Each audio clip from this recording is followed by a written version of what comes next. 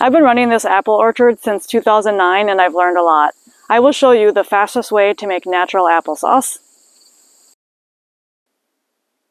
I make applesauce in 5-gallon pails, and I use it as a substitute for oils in my baking. Next, you need to pick some apples, preferably growing your own. It's pretty easy to have apple trees even in a small property due to the dwarfing rootstocks that are available. Otherwise, you can buy locally from a farmer. So you can see that I have a picking pole, a picking bag, and some safety glasses. I'm actually picking some Paula Reds this day. And this is a summer variety. Later on, I'll be picking some Vikings. I also have State Fairs and Red Freeze, but due to our drought in the second year of drought that we're in, they were just too small this year and not worth picking. But I was happy to get the Paula Reds and the Vikings.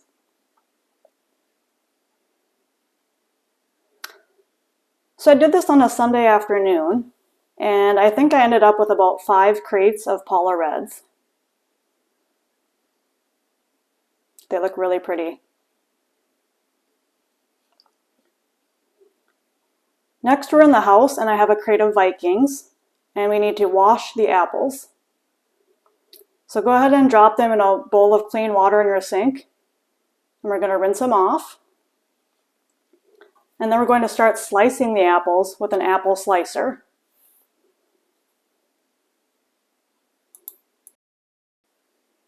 I'll have a link in the description of the apple slicer that I use.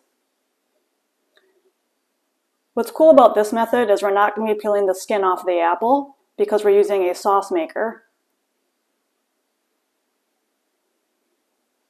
This step can go really fast if you have more than one person doing it. So if you had a team of 2 or 3 people, this would be even faster. So here's the apple slicer. You're going to press down and it turns it into wedges, and the core is separated, which is really handy. So into one bowl I've got the wedges, and the second bowl I've got the core. So on your cutting board, you're going to center that circle right around the stem so that the core is removed.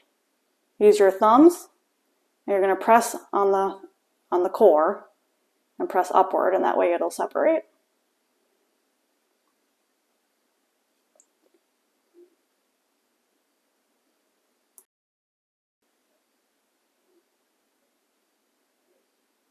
Continue this process.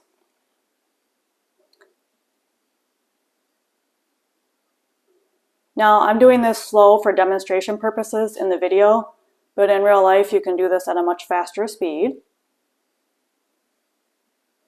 One of the downfalls of these apple slicers is it is limited on the size of apple you can do.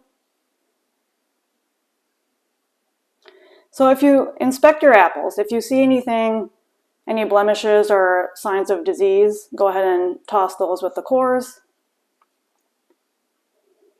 I will be more than happy to do some videos on apple diseases and apple pests, since I do have a lot of experience with them in my orchard.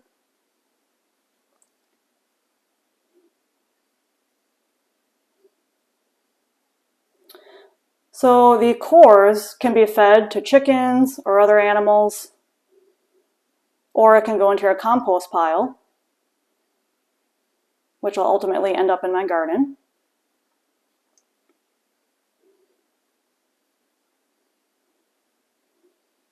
So continue with this until you have a nice full bowl. And here we have the full bowl, ready to go into the next step, which is steaming the apples. I'm going to be using a Cuisinart Steamer.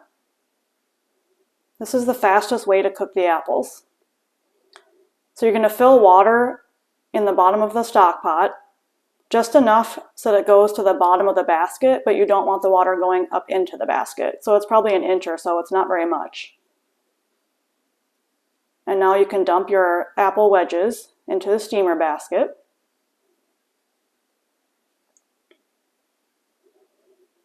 And we will be steaming these apples until they are soft and tender. You don't want to undercook them, but you don't want to overcook them either. So you do need to occasionally come over here and check them. With my gas burner, I'm going to set it to medium.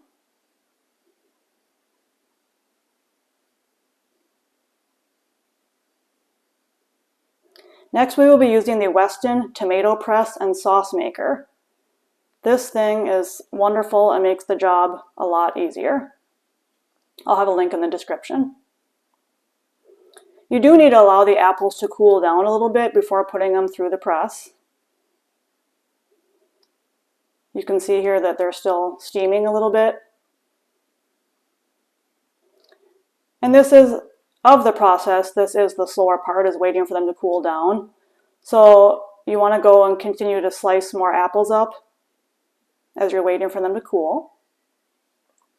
This Weston has a really nice large hopper, so you can fit quite a bit in that bowl there. And now I'm grabbing the plunger, and I'm going to start pressing down to push or feed the food down into it. Now this is a manual crank. Make sure everything's good and tight here before you operate.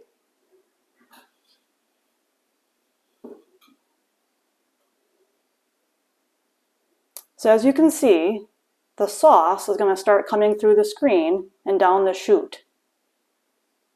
Now because I'm using Viking apples with that nice deep purple skin, and this is a summer variety that is softer and sweeter, it makes a really beautiful pink applesauce. So this is all natural. I do not add any sugar, spices. I like to just do 100% natural sauce with no additives.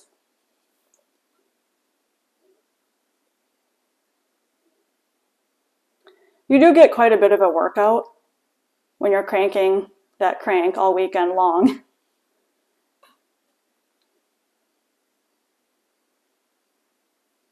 So I'm just taking a spoon and scraping that into the bowl, and the pulp comes out the left-hand side. This is going to be the seeds and the skins. You want to run it through a second time with apples. And you can see that I'm getting additional sauce there. With tomatoes, I like to run it through 3 times. And that chute can be lifted and raised or lowered. Giving that a good stir so it's all mixed nicely and evenly. And that is just absolutely beautiful. The Viking is my favorite for applesauce. It's so pretty.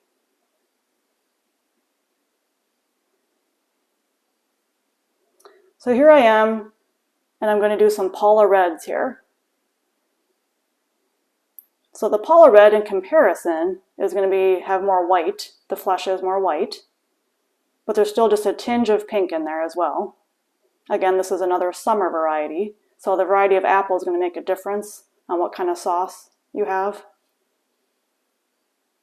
Naturally, some apples are going to be sweet, tart, soft, hard, etc.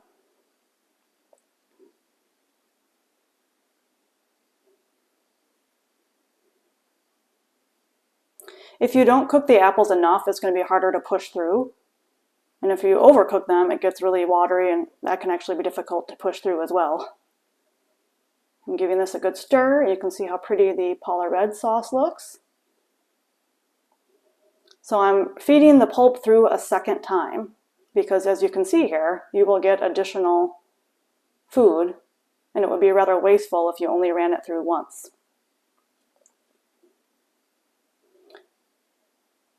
Again, tomatoes I will do 3 times, and apples I will do twice. Give this a good stir. And here you have some finished Paula Red applesauce, ready to freeze or can. So here's the Viking applesauce that I finished canning. It's absolutely beautiful. If you'd like a video on how to can it specifically, leave a comment below. I've made gallons upon gallons of applesauce utilizing this method, and it really is the most efficient for me.